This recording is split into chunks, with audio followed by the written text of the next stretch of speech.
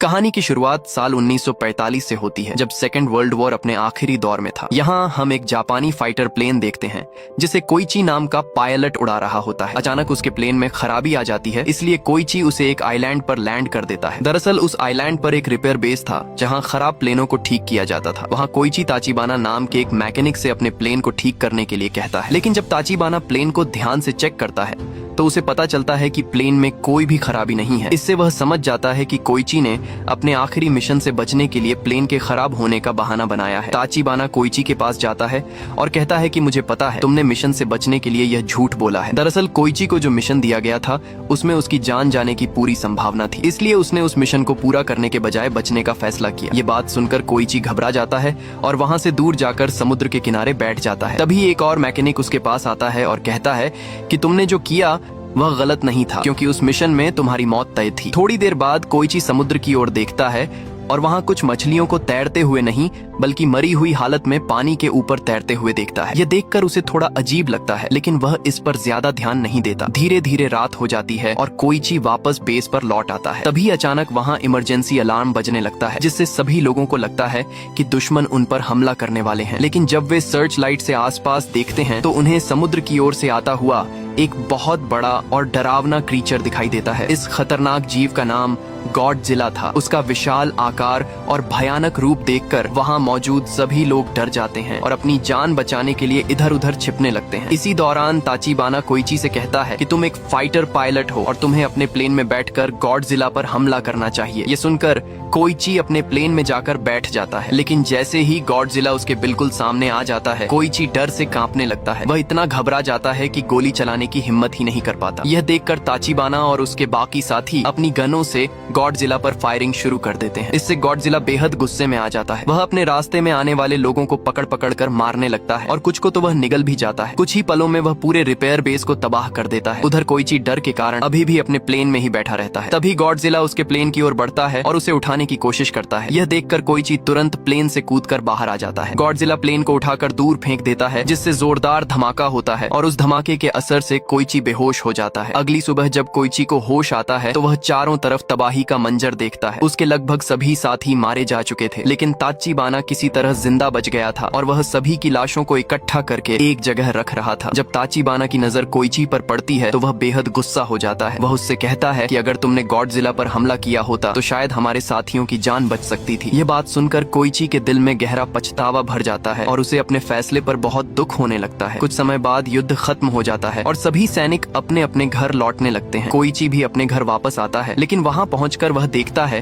कि युद्ध ने सब कुछ तबाह कर दिया है। उसका घर पूरी तरह टूट चुका था और आसपास हर जगह सिर्फ बर्बादी ही नजर आ रही थी। तभी उसकी पड़ोसी सुमिको उसे देखती है और गुस्से में उससे कहती है कि आखिर तुम युद्ध से बचकर कैसे लौट आए? जरूर तुम अपनी जान बचाने के लिए कहीं छिप गए होंगे। इसके बाद सुमिको दुखी होते हुए उसे बताती है कि एक भयानक ब्लास्ट में तुम्हारे माता पिता और मेरे सभी बच्चे मारे गए। अपने माता पिता की मौत की खबर सुनकर कोइची पूरी तरह टूट जाता है और गहरे दुख में डूब जाता है। कुछ दिनों बाद कोइची बाजार में जाता है। वहाँ पुलिस एक लड़की का पीछा कर रही होती है जिसने एक कंबल चुरा लिया था। उस लड़की के साथ एक छोटी बच्ची भी होती है। तभी कोइची उसके सामने आ जाता है। वह लड़की जल्दी से उस बच्ची को कोइची की बाहों में थमा देती है और वहाँ से भाग जाती है। कोइची उस बच्ची को लेकर वहाँ से जाने लगता है, लेकिन थोड़ी ही देर बाद वह लड़की फिर से उसके पास आ जाती है। कोइची उससे उसका नाम पूछता है तो वह अपना नाम नोरिको बताती है। इसके बाद कोइची अपने घर की ओर जाने लगता है और नोरिको भी उसके पीछे पीछे उसके घर तक पहुँच जाती है। वह उससे कहती है कि क्या मैं आज रात यहाँ रुक सकती हूँ? नोरिको कोइची को बताती है कि उसकी अभी तक शादी नहीं हुई है और यह बच्ची भी उसकी अपनी नहीं है। दरअसल एक ब्लास्ट के दौरान इस बच्ची की माँ मारी गई थी और मरने से पहले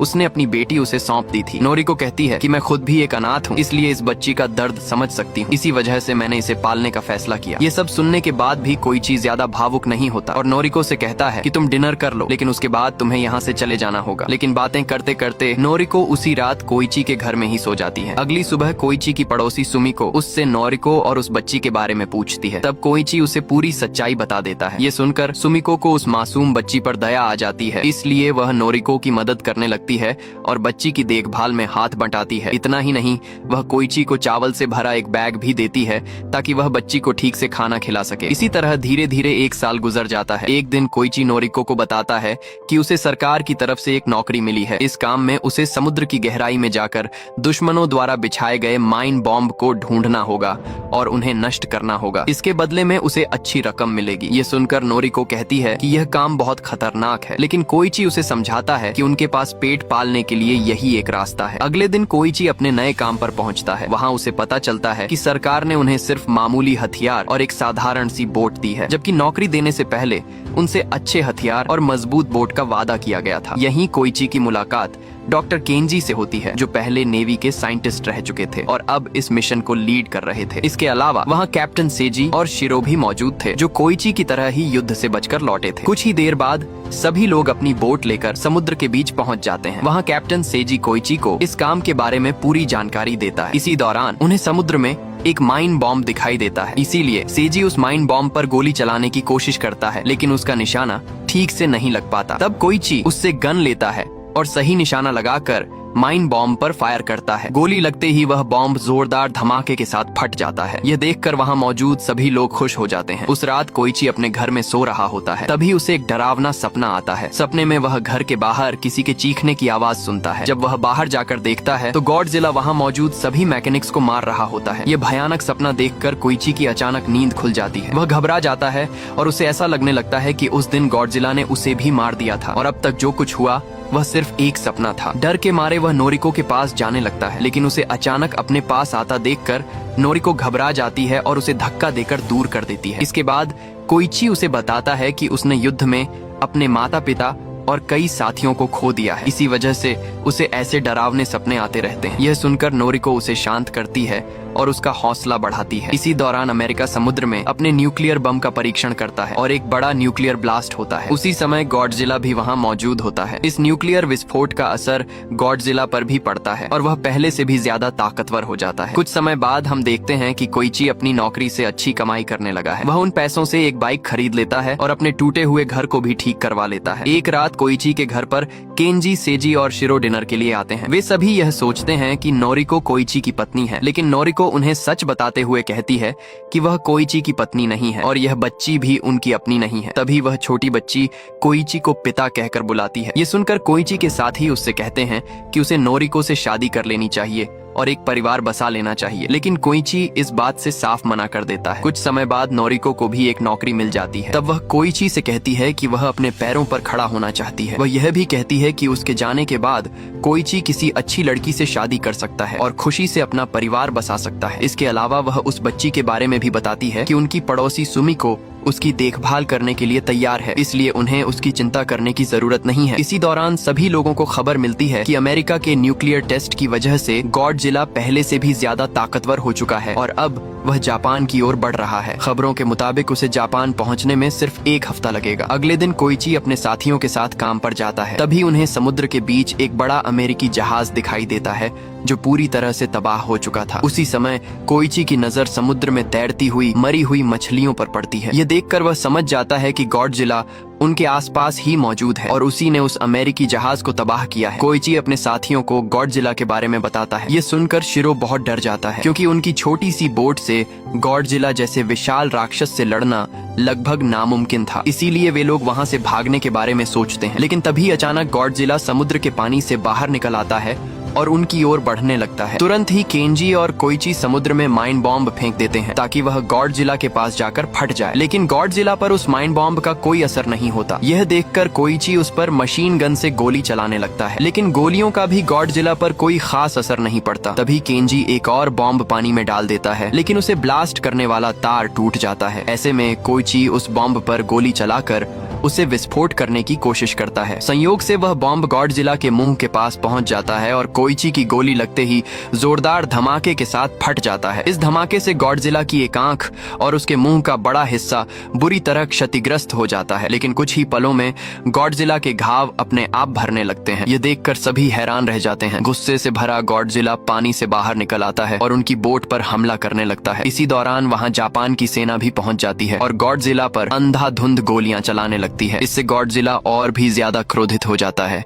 और वह सेना के जहाज पर हमला कर देता है। फिर भी सेना उस पर लगातार गोलियां चलाती रहती है। इतनी गोलियां लगने के बाद गॉडजिला कुछ समय के लिए बुरी तरह घायल हो जाता है और समुद्र में वापस चला जाता है। लेकिन अचानक वह फिर से बाहर निकलता है और एक ही पल में सेना के जहाज को पूरी तरह नष्ट कर देता है। इसके बाद गॉडजिला जोरदार दहाड़ के साथ टोक्यो शहर की ओर बढ़ने लगता है, जहां नोरिको ने अभी अभी अपनी नई नौकरी शुरू की थी। कुछ समय बाद हम कोइची को एक अस्पताल में देखते हैं। इलाज कराने के बाद वह घर लौटता है। जब नोरिको उसकी हालत देखती है तो वह बहुत दुखी हो जाती है। वह कोइची से सवाल करती है कि आखिर तुम हमेशा इतने परेशान क्यों रहते हो और मुझसे अपनी बातें क्यों छिपाते हो? क्या तुम मुझे अपने जीवन में कुछ भी नहीं समझते? तब कोइची नोरिको को उन मरे हुए मैकेनिक्स की तस्वीरें दिखाता है और कहता है कि यह सब मेरी वजह से मरे हैं। अगर मैंने उस दिन गॉडजिला पर हमला किया होता तो शायद इनकी जान बच सकती थी। कोइची की यह बात सुनकर नोरिको उसे समझाती है कि इसमें उसकी कोई गलती नहीं है। आखिर वह भी एक इंसान है और ऐसे समय में डर जाना बिल्कुल स्वाभाविक है। अगले दिन गॉडजिला टोक्यो शहर के पास पहुंच जाता है। उसे रोकने के लिए आर्मी के जहाज उस पर हमला करने लगते हैं, लेकिन गॉडजिला पर इसका कोई असर नहीं होता। उसी समय कोइची अपने घर पर होता है। रेडियो से उसे पता चलता है कि गॉडजिला टोक्यो शहर की ओर बढ़ रहा है। ये सुनकर उसे नोरिको की चिंता होने लगती है। दूसरी तरफ गॉडजिला टोक्यो पहुंचकर भयानक तबाही मचाने लगता है। इसी दौरान उसकी नजर एक ट्रेन पर पड़ती है और वह उसे उठाकर तोड़ने लगता है। संयोग से उसी ट्रेन में नोरिको भी मौजूद होती है। अपनी जान बचाने के लिए वह तुरंत पानी में कूद जाती है। अब गॉडजिला अपने सामने आने वाली हर चीज को नष्ट करने लगता है। इसी बीच कुछ न्यूज रिपोर्टर एक इमारत की छत पर खड़े होकर गॉडजिला की तस्वीरें ले रहे होते हैं, लेकिन गॉडजिला वहां पहुंचकर उस पूरी बिल्डिंग को ही तबाह कर देता है, जिससे वे सभी मारे जाते हैं। इधर कोइची भी टोक्यो पहुंच जाता है। वह नोरिको को ढूंढ लेता है और उसे वहां से अपने साथ ले जाने लगता है। तभी वहां आर्मी पहुंच जाती है और टैंकों से गॉडजिला पर हमला करने लगती है, लेकिन गॉडजिला पर इसका भी कोई असर नहीं पड़ता, बल्कि अब उसके शरीर से चमकते हुए पंख जैसे हिस्से बाहर निकलने लगते हैं और कुछ ही पलों में उसके मुंह से तेज न्यूक्लियर रोशनी निकलने लगती है। गॉडजिला के मुंह से निकली उस भयानक ऊर्जा की वजह से शहर में एक भयानक न्यूक्लियर ब्लास्ट हो जाता है और टोक्यो का अधिकतर हिस्सा तबाह हो जाता है। इसी दौरान गॉडजिला अपने मुंह से न्यूक्लियर ऊर्जा की एक तेज लहर नोरिको की ओर फेंक देता है। यह देखकर नोरिको तुरंत कोइची को जोर से धक्का देकर दूर कर देती है और खुद उस भयानक लहर की चपेट में आ जाती है। कुछ ही पलों में वह उस धमाके में मारी जाती है। यह सब देखकर कोइची वहीं घुटनों के बल गिर जाता है और नोरिको की मौत से पूरी तरह टूट जाता है। इसके बाद गॉडजिला वहां से दहाड़ता हुआ आगे बढ़ जाता है। कोइची गुस्से और दर्द से भरा उसे जाते हुए देखता है और जोर जोर से चिल्लाने लगता है। कुछ समय बाद न्यूज में बताया जाता है कि गॉडजिला के इस हमले में लगभग 30,000 लोग मारे गए और करीब 20,000 इमारतें पूरी तरह नष्ट हो गईं। उधर कोइची और उसके सभी साथी नोरिको की मौत से बेहद दुखी थे। इसी दौरान केंजी कोइची को बताता है कि सरकार ने गॉडजिला को मारने के लिए कुछ खास लोगों को चुना है, जिनमें वे लोग भी शामिल हैं। इसके बाद कोइची और उसके साथी एक मीटिंग में जाते हैं, जहां सेना के कैप्टन ने उन सभी लोगों को बुलाया था जिन्हें सरकार ने गॉडजिला को खत्म करने के लिए चुना था। कैप्टन वहां मौजूद सभी लोगों से कहता है कि इस लड़ाई में हमारी मदद करने वाला कोई नहीं है, इसलिए हमें खुद ही मिलकर गॉडजिला को हराना होगा। तभी केंजी अपना प्लान बताते हुए कहता है कि हमें गॉडजिला को समुद्र के सबसे गहरे हिस्से के ऊपर लाना होगा और उसके शरीर के अलग अलग हिस्सों पर गैस सिलेंडर बांधने होंगे ताकि वह पानी से ऊपर ना आ सके और समुद्र की गहराई में खींचता चला जाए। इस तरह गॉडजिला को लगभग 1500 मीटर की गहराई तक डुबो दिया जाएगा, जहां दबाव के कारण उसकी मौत हो सकती है। ये सुनकर कोइची उससे पूछता है कि क्या यह प्लान सच में गॉडजिला को मार देगा। इस पर केंजी कहता है कि मैं इसकी पूरी गारंटी नहीं दे सकता, लेकिन मेरे पास एक दूसरा प्लान भी है। केंजी अपना दूसरा प्लान बताते हुए कहता है कि जब गैस सिलेंडर गॉडजिला को समुद्र की गहराई में ले जाएंगे, तब उन सिलेंडरों से बड़े बड़े गुब्बारे बाहर निकलने लगेंगे। इससे गॉडजिला अचानक तेजी से ऊपर की ओर खींचने लगेगा और पानी के दबाव में हुए इस तेज बदलाव को उसका शरीर सहन नहीं कर पाएगा। इसी समय हम उस पर बमों से हमला करेंगे, जिससे उसकी मौत हो सकती है। केंजी का यह प्लान सुनकर कुछ लोगों को यह बहुत खतरनाक लगता है, इसलिए वे लोग वहां से चले जाते हैं। लेकिन ज्यादातर लोग इस योजना का समर्थन करते हैं, क्योंकि वे अपने देश को बचाने के लिए एकजुट होकर लड़ना चाहते थे। कुछ समय बाद कोइची और उसके तीनों साथी एक बार में बैठे होते हैं। वहाँ केंजी उन्हें बताता है कि गॉडजिला को अपने जाल में फंसाने के लिए वे उसकी दहाड़ की रिकॉर्डिंग चलाएंगे। उस आवाज को सुनकर गॉडजिला टोक्यो की ओर खींचा चला आएगा और तभी वे उसे अपने ट्रैप में फंसाने की कोशिश करेंगे। तभी कोइची कहता है कि उसे एक फाइटर प्लेन चाहिए, ताकि जब गॉडजिला शहर में आए तो वह उस पर हमला करके उसका ध्यान बाकी लोगों से हटा सके। ये सुनकर केंजी बताता है कि उसके पास एक फाइटर प्लेन है, लेकिन उसे ठीक करने के लिए एक अच्छे मैकेनिक की जरूरत पड़ेगी। ये सुनते ही कोइची को ताचिबाना का ख्याल आता है, इसलिए वह उसे ढूंढने का फैसला करता है। लेकिन उसे ताचिबाना का सही पता नहीं मिलता, इसीलिए वह कई अलग अलग पथों पर चिट्ठियां भेजना शुरू कर देता है ताकि किसी तरह उनमें से कोई चिट्ठी ताचिबाना तक पहुंच जाए। एक दिन अचानक किसी ने कोइची पर हमला कर दिया, जिससे वह बेहोश हो गया। जब उसे होश आता है तो वह अपने सामने ताचिबाना को खड़ा पाता है। दरअसल ताचिबाना ने ही उस पर हमला करके उसे बेहोश किया था और अपने घर ले आया था। वह कोइची के भेजे हुए सभी लेटर्स पढ़ चुका था और उसी वजह से वह उससे बेहद गुस्सा था, क्योंकि कोइची ने अपने लेटर्स में लिखा था कि आइलैंड पर जितने भी लोग मारे गए थे उनका जिम्मेदार ताचिबाना है। दरअसल कोइची ने ऐसा जानबूझकर लिखा था ताकि ताचिबाना को गुस्सा आए और वह उसे ढूंढते हुए उसके पास आ जाए। यहाँ कोइची ताचिबाना को गॉडजिला को मारने वाला पूरा प्लान बताता है और कहता है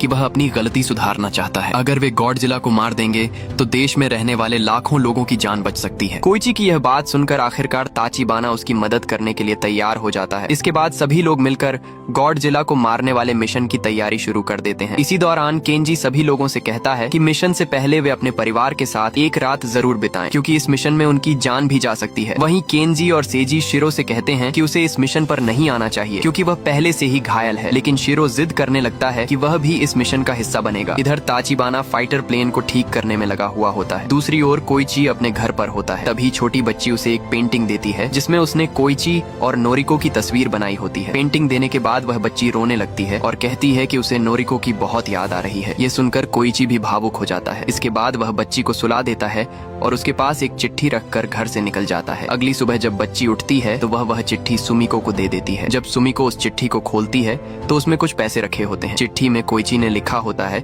कि अब तुम्हें इस बच्ची का ख्याल रखना होगा। यह पढ़कर सुमिको समझ जाती है कि कोइची ऐसे मिशन पर गया है जहां से जिंदा लौटने की उम्मीद बहुत कम है। उधर ताचिबाना कोइची को बताता है कि उसने फाइटर प्लेन को पूरी तरह ठीक कर दिया है और उसके कुछ जरूरी पार्ट्स भी बदल दिए हैं। इसके अलावा ताचिबाना ने प्लेन में सभी जरूरी हथियार भी फिट कर दिए होते हैं। अब वह कोइची को मोटिवेट करते हुए उसे याद दिलाता है कि किस तरह गॉडजिला ने उनके मैकेनिक साथियों और नोरिको को मार डाला था। इसलिए अब गॉडजिला को मारकर उन्हें उन सभी लोगों की मौत का बदला लेना होगा। अगले दिन सभी लोग मिशन के लिए तैयार होकर पहुंच जाते हैं। गॉडजिला को बुलाने के लिए वे समुद्र में एक खास डिवाइस डाल देते हैं। उस डिवाइस से निकलने वाली आवाज सुनकर गॉडजिला टोक्यो की ओर आ जाता है और रास्ते में एक शिप को उठाकर फेंक देता है। तभी कोइची अपना फाइटर प्लेन लेकर गॉडजिला के पास पहुंच जाता है। दूसरी ओर केंजी सभी लोगों को अपने प्लान के मुताबिक आगे बढ़ने का आदेश देता है। इधर कोइची गॉडजिला का ध्यान भटकाने के लिए उस पर लगातार गोलीबारी शुरू कर देता है। इससे गॉडजिला गुस्से में आ जाता है और प्लेन का पीछा करने लगता है। इसी तरह वह समुद्र के उस हिस्से में पहुंच जाता है जहां केंजी ने उसके लिए जाल बिछाया था। वहां गॉडजिला को 2 शिप दिखाई देते हैं, लेकिन उन पर कोई इंसान मौजूद नहीं होता। गुस्से में आकर गॉडजिला अपनी न्यूक्लियर लाइट से उन शिप्स पर हमला कर देता है, जिससे जोरदार धमाका होता है और उस धमाके से गॉडजिला को भी कुछ चोट लग जाती है। इसी बीच केंजी अपने प्लान के मुताबिक बाकी लोगों के साथ मिलकर गैस सिलेंडर्स को समुद्र में डालना शुरू कर देता है। केबल की मदद से वे सिलेंडर्स को गॉडजिला के शरीर से बांध देते हैं। इस दौरान कोइची लगातार गॉडजिला पर गोलियां चलाता रहता है ताकि उसका ध्यान केंजी और बाकी लोगों की शिप्स पर न जाए। जैसे ही गॉडजिला अपनी न्यूक्लियर लाइट से हमला करने वाला होता है, तभी सिलेंडर्स उसे खींचकर समुद्र की गहराई में ले जाने लगते हैं। लेकिन इससे भी गॉडजिला की मौत नहीं होती। इसलिए केंजी अपने दूसरे प्लान के मुताबिक सिलेंडर से जुड़े बड़े बड़े गुब्बारों को फुला देता है ताकि गॉडजिला तेजी से ऊपर आ जाए। लेकिन गॉडजिला उन गुब्बारों को फोड़ देता है। ऐसे में केंजी और उसके साथी शिप्स में लगी बड़ी क्रेन की मदद से गॉडजिला को ऊपर खींचने की कोशिश करने लगते हैं, जिससे उनकी एक क्रेन टूटकर गिर जाती है। तभी शिरो भी कुछ लोगों के साथ वहां पहुंच जाता है और गॉडजिला को खींचने में केंजी की मदद करने लगता है। काफी मेहनत के बाद आखिरकार गॉडजिला दोबारा समुद्र से बाहर आ जाता है। अब वह बहुत ज्यादा घायल दिखाई दे रहा होता है। इसके बाद गॉडजिला फिर से अपनी न्यूक्लियर लाइट छोड़ने की तैयारी करने लगता है और उसका पूरा शरीर नीली चमक से भर जाता है। ठीक उसी समय कोइची अपना फाइटर प्लेन सीधे गॉडजिला के मुंह के अंदर घुसा देता है। अगले ही पल एक जोरदार धमाका होता है और इस भयानक ब्लास्ट के साथ गॉडजिला मारा जाता है। इधर बाकी सभी लोग कोइची के लिए बहुत दुखी हो जाते हैं, क्योंकि उन्हें लगता है कि उस धमाके में कोइची की भी मौत हो गई है। लेकिन तभी सभी लोगों की नजर आसमान की ओर जाती है, जहां कोइची पैराशूट के सहारे धीरे धीरे नीचे उतरता हुआ दिखाई देता है। दरअसल ताचिबाना ने पहले ही कोइची से कहा था कि उसे इस इस मिशन में जिंदा रहना है। इसलिए उसने प्लेन की सीट में एक पैराशूट फिट कर दिया था। कोइची को जिंदा देखकर वहाँ मौजूद सभी लोग उसे सलाम करते हैं। जब कोइची किनारे पर पहुंचता है तो सुमिको उसके पास आती है और उसे एक चिट्ठी देती है। वह चिट्ठी पढ़ते ही कोइची तुरंत हॉस्पिटल की ओर भागता है। वहाँ पहुंचकर वह देखता है कि नोरिको अभी जिंदा है। उसे देखकर कोइची बेहद खुश हो जाता है और उसकी गोद में सिर रखकर रोने लगता है। इसी बीच हमें समुद्र के अंदर गॉडजिला के मांस का एक छोटा सा टुकड़ा दिखाई देता है जो धीरे धीरे फिर से जुड़ने लगता है। इससे साफ हो जाता है कि गॉडजिला पूरी तरह से मरा नहीं था और वह दोबारा जिंदा हो सकता है। और इसी के साथ यह मूवी यहीं खत्म हो जाती है।